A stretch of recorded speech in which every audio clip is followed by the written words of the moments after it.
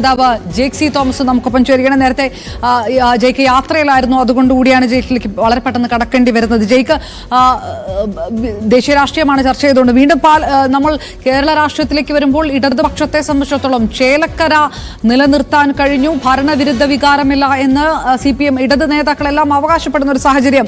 അപ്പുറത്തു നിന്ന് വിലയിരുത്തപ്പെടുന്നത് UDF-നെ സംബന്ധിച്ചിടത്തോളം വയനാടും ഒപ്പം പാലക്കാടും ഒരുമിച്ചു കിട്ടി എന്നുള്ള ആ ഒരു സന്തോഷം നൽകുമ്പോൾ വയനാട്ടിൽ UDF കരുതിയതിനേക്കാൾ ഭൂരിപക്ഷത്തിലേക്ക് കടന്നിരിക്കുന്നു. പോളിംഗ് ശതമാനം കുറഞ്ഞിട്ടും UDF-ന് ഭൂരിപക്ഷം നിലനിർത്താൻ പറ്റി. BJP-ക്കും തരക്കേടില്ലാത്തൊരു വിജയം ഉണ്ടാക്കാൻ കഴിഞ്ഞു. അപ്പോഴും LDF-ന് അവിടെ ആ പ്രകടനം നടത്താൻ കഴിഞ്ഞില്ല എന്നുള്ളൊരു വിലയിരുത്തൽ. അത് വയനാട്ടിൽ നിന്ന്.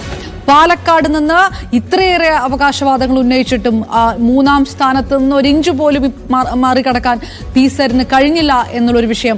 ചേലക്കര ഇത്രയും അവകാശവാദം പറയുന്ന ചേലക്കരയിലും കഴിഞ്ഞ തെരഞ്ഞെടുപ്പുമായി താരതമ്യപ്പെടുത്തുമ്പോൾ UDF നില മെച്ചപ്പെടുത്തിയിട്ടുണ്ട്, NDA നില മെച്ചപ്പെടുത്തിയിട്ടുണ്ട്. LDF-ന് അതല്ല സംഭവിച്ചിരിക്കുന്നത്. ഇത്രയും ഉണ്ടായിട്ടും 3.0 എന്ന് സമൂഹ മാധ്യമങ്ങളിൽ പോസ്റ്റിട്ട് ആഘോഷിക്കുകയാണല്ലോ ഇടതുപക്ഷം. അതെന്തുകൊണ്ടാണ്? ഞാന് ഇടതുപക്ഷ ജനാധിപത്യ മുന്നണിയുടെ ഏതെങ്കിലും ഒരു നേതാക്കന്മാരുടെ മാത്രം പ്രതികരണം ഇപ്പോൾ പങ്കുവെക്കാനല്ല ആഗ്രഹിക്കുന്നത്. ഇപ്പോൾ ഏറ്റവും കൂടുതൽ സത്യസന്ധമായും കേരളം ചർച്ച ചെയ്യണമെന്ന് ഞങ്ങൾ ആഗ്രഹിക്കുന്നത് കേരളത്തിലെ സമ്പന്നനായ പ്രതിപക്ഷ നേതാവ് ഈ തെരഞ്ഞെടുപ്പിന്റെ ആദ്യമദ്യാന്തം അദ്ദേഹത്തിന്റെ വാർത്താ സമ്മേളനങ്ങളിൽ നടത്തിയിട്ടുള്ള പ്രതികരണങ്ങളാണ്.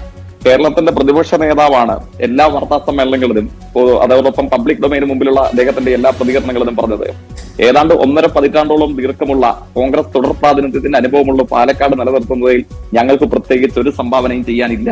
ഞങ്ങൾക്ക് എന്തെങ്കിലും നേട്ടം ആഘോഷിക്കാനുണ്ടെങ്കിൽ ഭരണവിരുദ്ധതയുടെ വിളവ് ഞങ്ങൾക്ക് കൊയ്യണമെന്നുള്ള ഞങ്ങളുടെ രാഷ്ട്രീയ തീരുമാനം അർത്ഥപൂർണമാകണമെങ്കിൽ ഞങ്ങൾക്ക് പിടിച്ചടക്കേണ്ടത്, ഞങ്ങൾക്ക് ഇടതുപക്ഷത്തെ തോൽപ്പിക്കേണ്ടത് ചേലക്കരയിലാണ് എന്ന് ഈ തെരഞ്ഞെടുപ്പിന്റെ രാഷ്ട്രീയത്തിന്റെ എല്ലാ ദിനങ്ങളിലും വാർത്താ സമ്മേളനം നടത്തി പറഞ്ഞിരുന്നത് കോൺഗ്രസിന്റെ നേതാക്കന്മാരാണ്, പ്രത്യേകിച്ച് പ്രതിപക്ഷ നേതാവാണ്.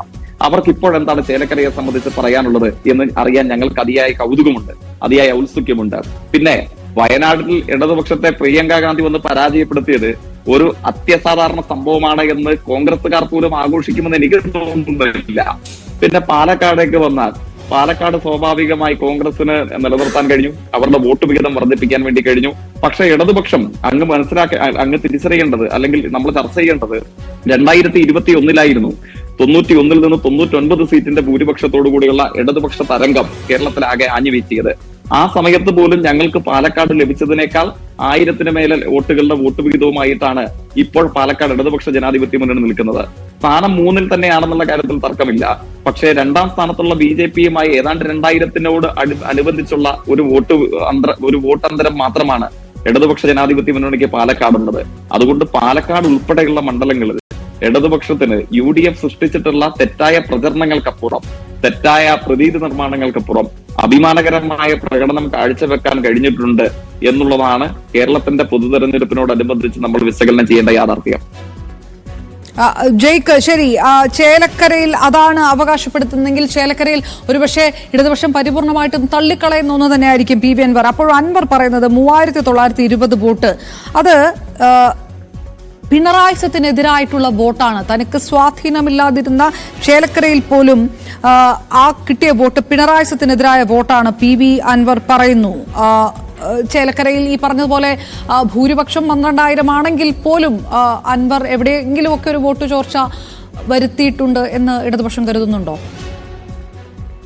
അങ്ങനെ നമുക്ക് ഏകപക്ഷീയമായ ഒരു വിലയിരുത്തലിന് സാധ്യതയുണ്ടോ? കാരണം ഇപ്പൊ ചേലക്കരയുടെ മാത്രം റിസൾട്ട് എടുത്ത് പരിശോധിച്ചാൽ കഴിഞ്ഞ പാർലമെന്റ് തെരഞ്ഞെടുപ്പിനേക്കാൾ ഏതാണ്ട് ഇരട്ടിയിലധികം വരുന്ന വോട്ടിന്റെ ഭൂരിപക്ഷത്തോട് കൂടിയിട്ടാണ് ഇത്തവണ ഇടതുപക്ഷ ജനാധിപത്യ മുന്നണി അവിടെ വിജയിച്ചിട്ടുള്ളത്. അത് ഭരണവിരുദ്ധ വികാരത്തിന്റെ ഭാഗമായിട്ടാണോ? അങ്ങനെ വേണോ നമുക്ക് വിലയിരുത്താൻ?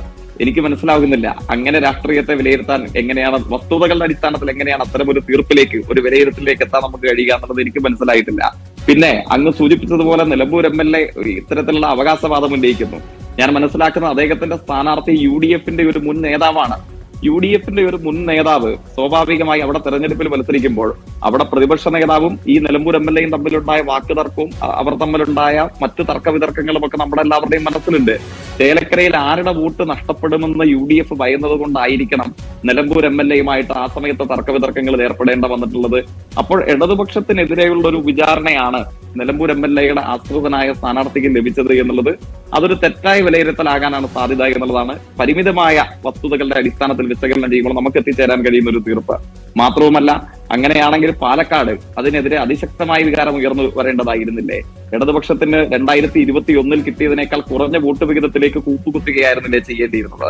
അപ്പം അത്തരം വിലയിരുത്തൽ, വസ്തുതകളുടെ അടിസ്ഥാനത്തിൽ അത്തരം വിലയിരുത്തലുകൾ നടത്താൻ കഴിയും എന്ന് സത്യസന്ധമായി ഞാൻ കരുതുന്നു. ശരി ജയ്ക്ക്, പാലക്കാട് തന്നെ നമുക്ക് പറയാം. പാലക്കാട് ഈ പറഞ്ഞതുപോലെ നില മെച്ചപ്പെടുത്തി എന്ന് പറയുമ്പോൾ പോലും ഒരല്പം കൂടുതൽ വോട്ടുകൾ കിട്ടുമായിരുന്നു. ചില സ്ട്രാറ്റജികൾ പാളിപ്പോയില്ലായിരുന്നെങ്കിൽ എന്നുള്ളൊരു കാര്യമില്ലേ? കെ മുരളീധരൻ പോലും ഒരുപക്ഷെ നിങ്ങൾ ഈ പ്രചാരണ സമയത്തൊക്കെ കൈയടിച്ചതാണ് കെ മുരളീധരന്റെ ചില പരസ്യ പ്രസ്താവനകൾക്കൊക്കെ ഒപ്പം.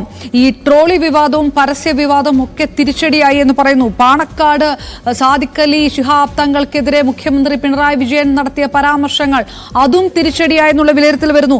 ഈ മണ്ഡലത്തിലെ ന്യൂനപക്ഷ മേഖലയിലൊക്കെ തിളക്കമാർന്ന ഒരു ലീഡ് രാഹുലിന് കിട്ടിയിട്ടുണ്ട്. ഒരല്പം കൂടി ആ സ്ട്രാറ്റജി മാറ്റിപ്പിടിക്കണമായിരുന്നു എന്ന് ഇടത് ക്യാമ്പിന് ഇപ്പൊ തോന്നുന്നുണ്ടാവില്ലേ? ഇന്ത്യൻ യൂണിയൻ മുസ്ലിം ലീഗിന്റെ സംസ്ഥാന പ്രസിഡന്റിനെതിരെ കേരളത്തിലെ മുഖ്യമന്ത്രി ഇടതുപക്ഷ ജനാധിപത്യ മുന്നണിയിൽ നടത്തുന്ന വിമർശനം ഒട്ടും വ്യക്തി കേന്ദ്രീകൃതമല്ല. അത് സാമുദായിക അധിഷ്ഠിതമോ മതാധിഷ്ഠിതമായ ഒരു പരിപാടിയുടെ ഭാഗവുമല്ല. ലീഗ് രാഷ്ട്രീയമായി ഇടതുപക്ഷത്തിനെതിരെ ചില വിമർശനങ്ങൾ ഉന്നയിക്കുമ്പോൾ സ്വാഭാവികമായി തെരഞ്ഞെടുപ്പ് സംബന്ധമായ കാഴ്ചകൾ എന്റെയും അങ്ങയുടെയും മുമ്പിലുണ്ട്. RSS വിട്ടുവന്ന ഒരു യുവ നേതാവ് അദ്ദേഹം കോൺഗ്രസിനോടൊപ്പം ചേരുന്ന RSSൽ നിന്ന് രാഷ്ട്രീയ വിമോചനം നേടി വന്നു എന്ന് പൊതുപ്രചരണം ഉയർന്നു വന്ന ആ യുവ നേതാവ് പിറ്റേ ദിവസം പാണക്കാട് തറവാട്ടിൽ നേതാക്കന്മാരെ കാണാൻ വേണ്ടി ചെല്ലുന്നു. നേതാക്കന്മാരെ കണ്ടതിന് ശേഷം പിറ്റേ ദിവസം അദ്ദേഹം നടത്തുന്ന പ്രസ്താവന എന്താണ്? അദ്ദേഹത്തിന്റെ മാതൃസ്വത്തും പിതൃസ്വത്തും ഉൾക്കൊള്ളുന്ന ഭൂമി RSSന്റെ ശാഖ നിർമ്മിക്കാൻ അദ്ദേഹം സംഭാവന ചെയ്യാൻ ഇനിയും തയ്യാറാണ്. അത് ഒരാഴ്ചയോ ഒരു മാസമോ അല്ല, അതിനായി 1 വർഷം വരെ RSSന് വേണ്ടി ഭൂമി കിട്ടുകൊടുക്കാൻ അദ്ദേഹം തയ്യാറായി കാത്തിരിക്കും എന്ന പ്രഖ്യാപനം ഉയർന്നു വരികയാണ്. ഈ വർഗീയ മനസ്സുള്ള ഒരു നേതാവ് ഏത് കോൺഗ്രസിലും ഏത് പാണക്കാട് തറവാട്ടിലും പോയി ജ്ഞാനസ്നാനം ചെയ്താലും അദ്ദേഹത്തിന്റെ വർഗീയത മായുന്നതാണോ? അതിനെ സംബന്ധിച്ച് ന്യായമായി വിമർശനം ഉയർത്തി. അതൊരു തെരഞ്ഞെടുപ്പ് പദ്ധതിയെ ആയിരുന്നില്ലല്ലോ. ആ വിമർശനം ഇപ്പോഴും ഞങ്ങൾക്കുണ്ട്, അത് നാളെയും ഞങ്ങൾക്കുണ്ടാകും. വർഗീയമായ മനസ്സുള്ള ഒരാൾ കോൺഗ്രസിന്റെയും ലീഗിന്റെയും പ്രച്ഛന്ന വേഷം അണിഞ്ഞു വന്നാൽ അദ്ദേഹത്തെ തുറന്നു കാട്ടുക എന്നുള്ളത് മതനിരപേക്ഷ രാഷ്ട്രീയം ശരിയാവണ്ണം ഉയർത്തിപ്പിടിക്കുന്ന എല്ലാവരും ചെയ്യേണ്ട ഒരു കാര്യമാണ്. അത് നമ്മുടെ ഉത്തരവാദിത്വമാണ്. അതൊരു പഞ്ചായത്ത് പാർലമെന്റ് തെരഞ്ഞെടുപ്പിൽ ആരംഭിച്ച് അവസാനിപ്പിക്കുന്ന ഒന്നല്ല എന്നാണ് നമ്മൾ എല്ലാവരും മനസ്സിലാക്കേണ്ടത്. അത്തരം ഒരു വിമർശനം ഉയർന്നു വരുമ്പോൾ 10 വോട്ട് നഷ്ടപ്പെടും, ഭൂരിപക്ഷത്തിന്റെയോ ന്യൂനപക്ഷത്തിന്റെയോ എന്ന് ഭയന്നുകൊണ്ട് പിന്മാറാൻ കഴിയുന്നതാണോ? പക്ഷേ ജയ്ക്ക് അപ്പോഴും യു ഡി എഫിന്റെ അവകാശവാദം കേരളത്തിലെ നിയമസഭയിലേക്ക് BJP അയക്കാതിരുന്നതിന് പ്രധാന കാരണം UDF ആണെന്നാണ്. അതായത് UDF അത്രയും വലിയ വിജയം നേടിയതുകൊണ്ട് BJPക്ക് നിയമസഭയിലേക്ക് ഒരു പ്രാതിനിധ്യം ഉണ്ടായില്ല. അതായത് BJPയുടെ വരവ് തടഞ്ഞത് UDF ആണെന്നുള്ളൊരു അവകാശവാദം ഉണ്ട് പാലക്കാട്. അങ്ങ് കണ്ടില്ലേ തെരഞ്ഞെടുപ്പ് ആനന്തരമുള്ള ചിത്രം എന്തായിരുന്നു? യഥാർത്ഥത്തിൽ നമ്മുടെ നാട്ടിൽ വലിയ രൂപത്തിൽ ചർച്ചയാകേണ്ട ഒരു കാര്യമായിരുന്നല്ലോ.